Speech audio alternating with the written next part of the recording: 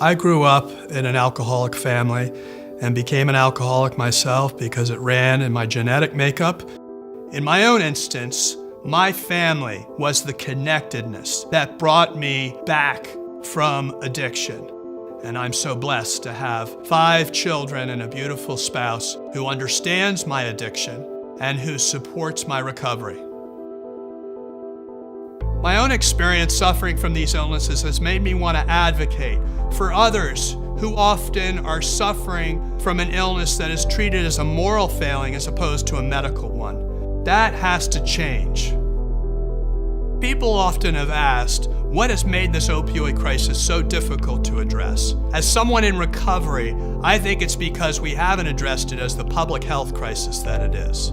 If our country treated addiction as a health problem, we wouldn't be arresting people first and asking questions later. We'd see them as human beings in need of help.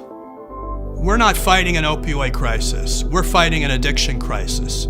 The only way we're going to get society to think of these illnesses differently than we do today is if the federal government and all its agencies, and if the insurance industry starts treating these illnesses as the illnesses they are, and stop imposing more onerous medical management practices on those seeking care for addiction and other mental illnesses than those seeking care for diabetes, cancer, or cardiovascular disease.